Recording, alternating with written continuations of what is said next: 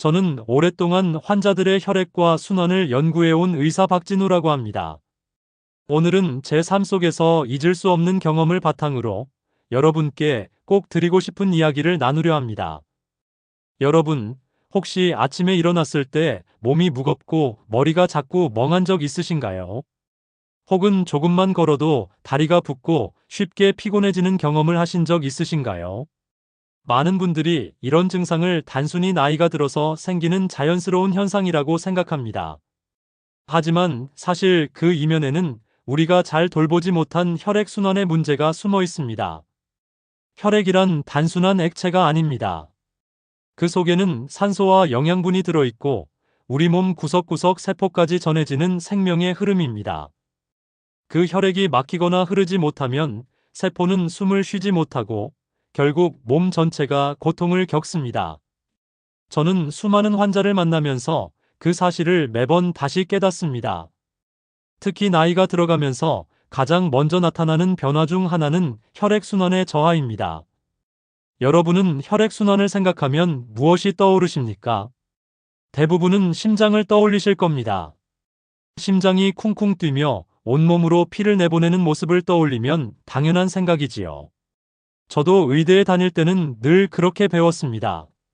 하지만 환자들을 진료하다 보니 심장보다 더 중요한 역할을 하는 부위가 있다는 사실을 알게 되었습니다. 그것은 바로 종아리 근육입니다.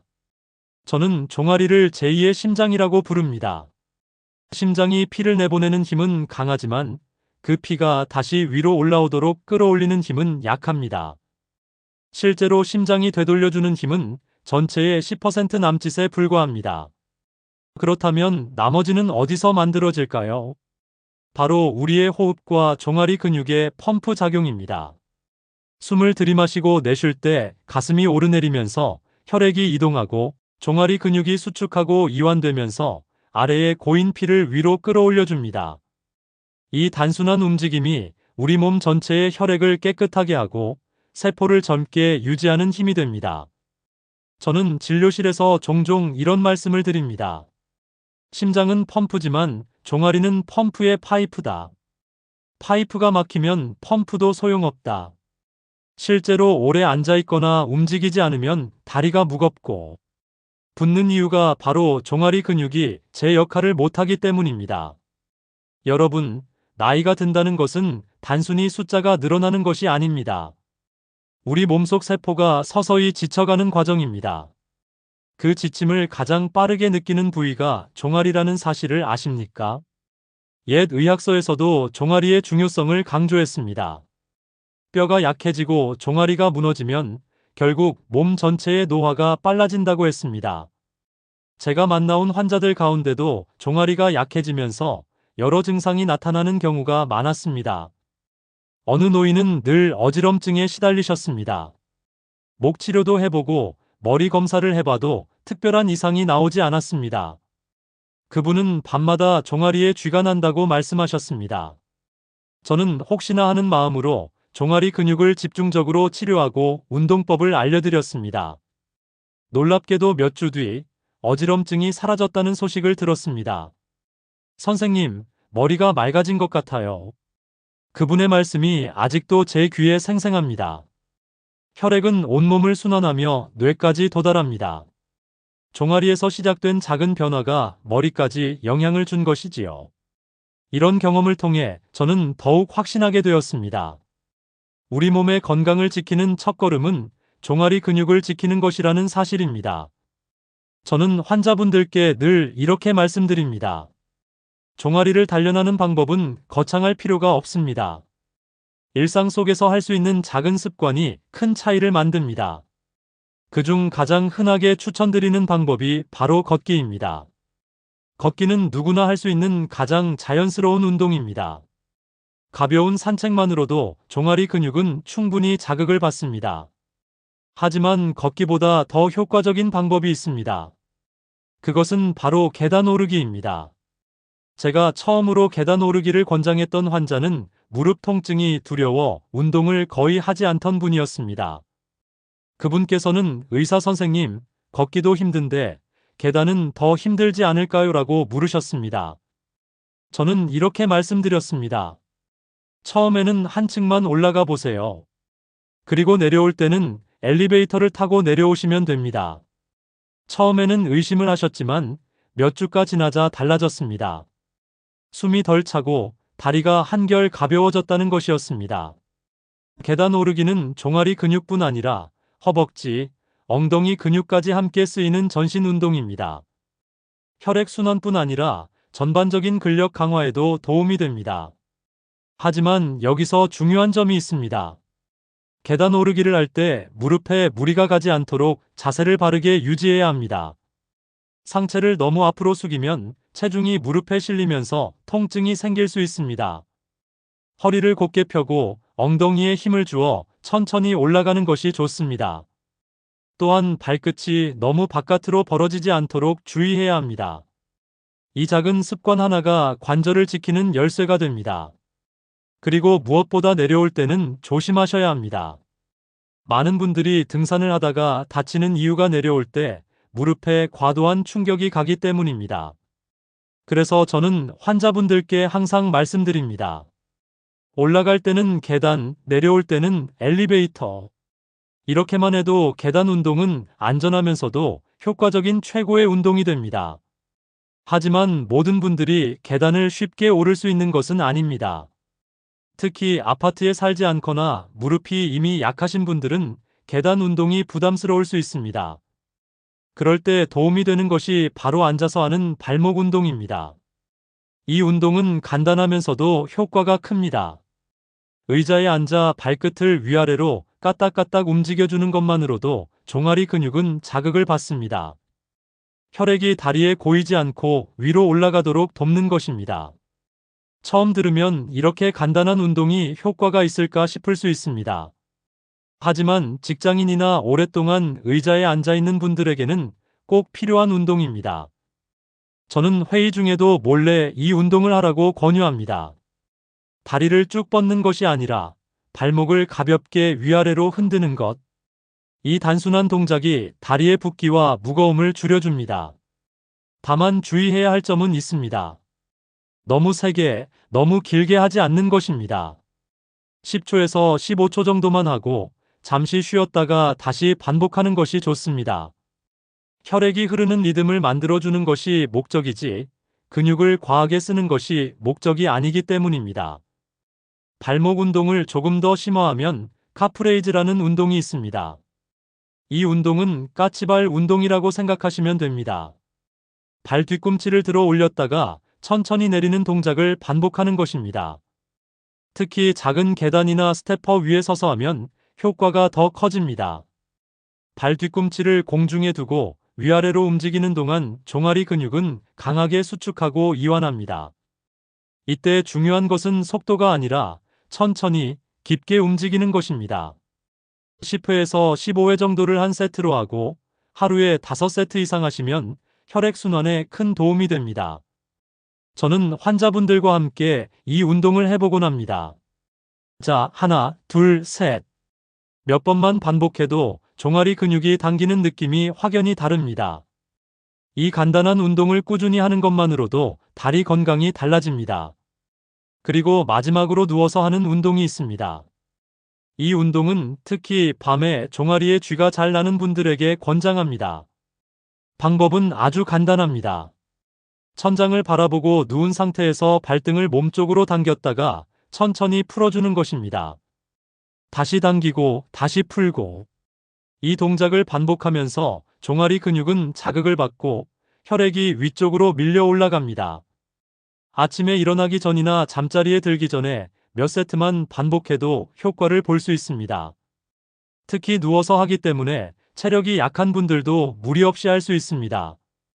이렇게 간단한 운동이 도움이 될까 하실 수 있지만 실제로 많은 환자분들이 이 운동으로 다리 경련이 줄었다고 말씀하십니다.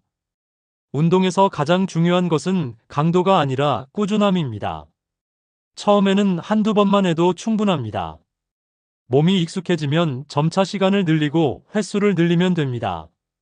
그리고 절대 무리하지 않는 것이 중요합니다. 통증이 느껴진다면 멈추고 몸이 허락하는 범위에서만 하는 것이 원칙입니다. 운동은 내 몸을 지키기 위한 것이지 망가뜨리기 위한 것이 아니기 때문입니다. 저는 진료실에서 수많은 환자들을 만나왔습니다. 그중 잊히지 않는 한 분이 있습니다. 이른을 훌쩍 넘긴 나이에 저를 찾아오신 할아버지였습니다. 그분은 늘 머리가 무겁고 아침에 일어나면 다리가 퉁퉁 부어 있다고 말씀하셨습니다. 선생님, 제가 이제 나이가 많아서 그런 거겠지요. 그분은 담담하게 말씀하셨지만 저는 고개를 저었습니다. 아닙니다. 나이 때문만은 아닙니다. 종아리 근육이 제 역할을 못해서 그렇습니다. 저는 간단한 발목 운동부터 시작하라고 권유했습니다. 그분은 반신반의하면서도 하루에 3번씩 발목을 까딱거리는 운동을 하셨습니다. 그리고 한 달이 지난 뒤 다시 병원에 오셨습니다.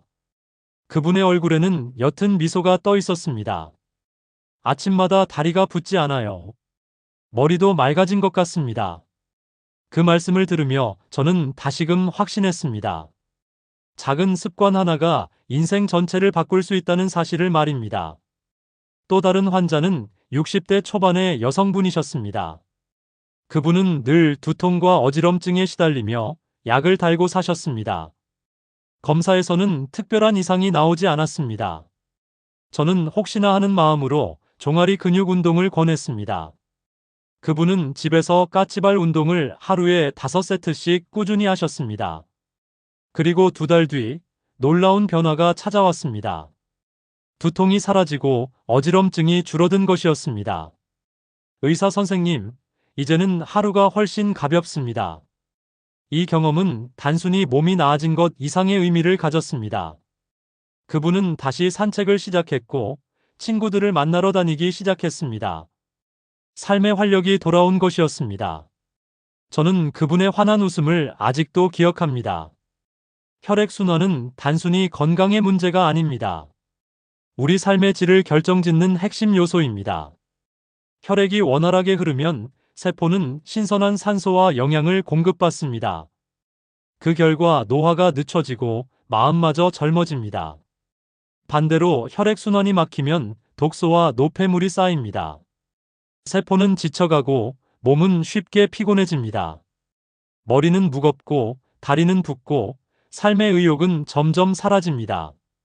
저는 이를 두고 늘 이렇게 설명합니다. 혈액은 강물과 같습니다. 강물이 막히면 썩고 냄새가 나듯이 혈액이 막히면 몸이 병듭니다.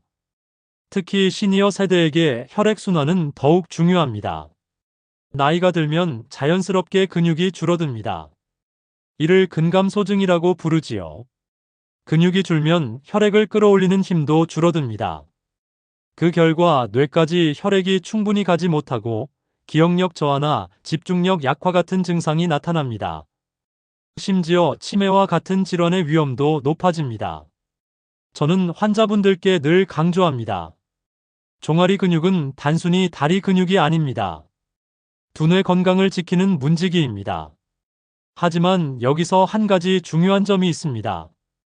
운동을 한다고 해서 하루아침에 기적처럼 변화가 오는 것은 아니라는 것입니다. 건강은 기다림의 열매입니다. 하루 이틀, 일주일, 한 달 꾸준히 실천해야 서서히 변화가 찾아옵니다. 어떤 분들은 운동을 시작하고 며칠 만에 포기합니다. 별로 달라진 게 없네요. 그럴 때마다 저는 이렇게 말씀드립니다. 건강은 씨앗을 심는 것과 같습니다. 지금은 흙 속에서 자라고 있을 뿐입니다. 조금만 더 기다리면 싹이 트고 꽃이 피어날 겁니다. 저는 제 스스로도 환자들에게 권하는 운동을 실천합니다. 진료가 끝나면 병원 계단을 2층 정도는 꼭 걸어 올라갑니다.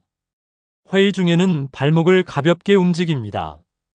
밤에는 침대에 누워 발등을 당기는 운동을 몇 번씩 합니다.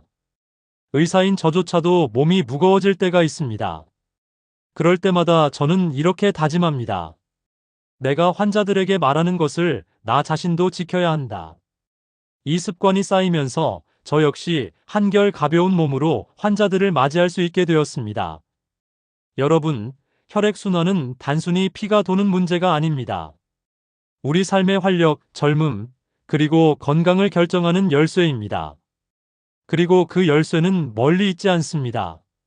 바로 여러분의 종아리에 있습니다. 작은 움직임 하나, 작은 습관 하나가 내일의 건강을 바꿉니다. 저는 그것을 수많은 환자와 제 자신의 몸으로 확인했습니다. 제가 환자분들께 늘 드리는 조언은 간단합니다. 운동은 많이 하는 것이 아니라 꾸준히 하는 것입니다. 처음부터 욕심을 부리면 금세 지칩니다.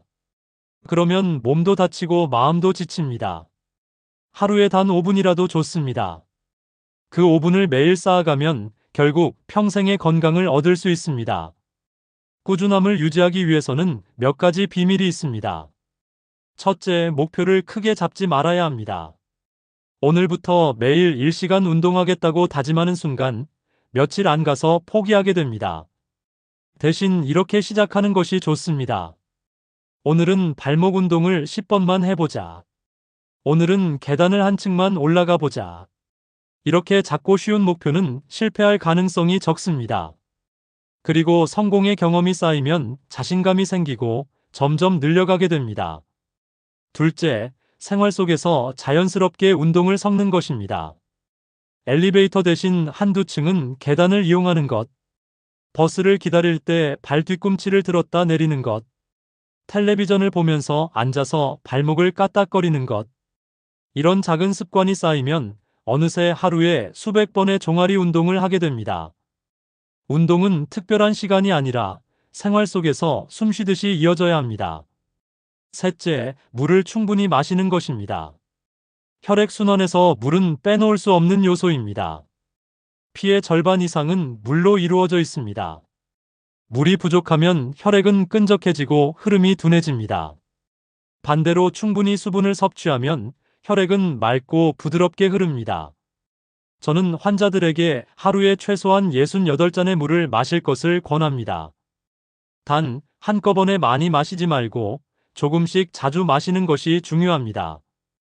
아침에 일어나자마자 한 잔, 식사 전후에 한 잔, 오후에 피곤할 때 한 잔. 이 습관만으로도 혈액순환은 크게 달라집니다. 넷째, 호흡을 의식하는 것입니다. 많은 분들이 숨을 얕게 쉽니다. 특히 스트레스를 받으면 가슴이 조여오듯 호흡이 짧아집니다. 하지만 깊고 느린 호흡은 혈액순환을 돕는 강력한 힘이 됩니다. 숨을 깊게 들이마시고 천천히 내쉬는 것. 그 과정에서 가슴과 횡격막이 움직이며 혈액을 끌어올립니다. 명상이나 기도 혹은 단순히 조용히 앉아 호흡에 집중하는 것만으로도 큰 효과가 있습니다. 다섯째, 잠을 충분히 자는 것입니다. 잠을 잘 때 우리 몸은 회복하고 혈액은 정화됩니다. 수면 부족은 혈관을 수축시키고 혈액을 탁하게 만듭니다. 그 결과 노화가 빨라지고 각종 질환의 위험이 높아집니다. 하루에 68시간, 규칙적인 수면이 건강한 혈액순환의 기초가 됩니다. 저는 환자분들께 항상 말씀드립니다. 건강은 특별한 것이 아닙니다. 작은 습관의 반복입니다. 종아리를 움직이는 작은 습관, 물을 마시는 작은 습관, 숨을 깊게 들이마시는 작은 습관. 이 작은 습관들이 모여 여러분의 삶을 바꿉니다. 마지막으로 저는 여러분께 이렇게 전하고 싶습니다. 우리 몸은 정직합니다. 노력한 만큼 돌아옵니다. 오늘 단 5분의 운동, 오늘 단 한 잔의 물, 오늘 단 한 번의 깊은 호흡.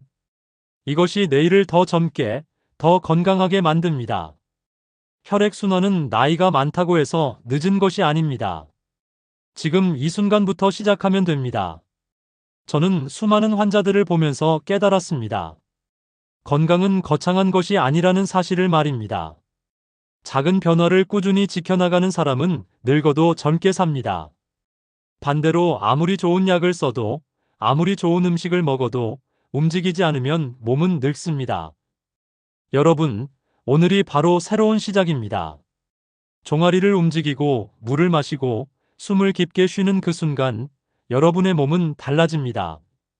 오늘 제 이야기가 여러분께 작은 힘이 되길 바랍니다. 그리고 이 영상을 보고 계신 여러분, 함께 실천해 보시기를 부탁드립니다. 저와 함께 건강한 삶을 만들어 가실 수 있습니다. 앞으로도 여러분의 건강에 도움이 되는 이야기를 계속 전해드리겠습니다. 그러니 이 채널을 구독해 주시고 영상이 마음에 드셨다면 좋아요도 꼭 눌러주십시오. 여러분의 응원이 저에게 큰 힘이 됩니다. 감사합니다.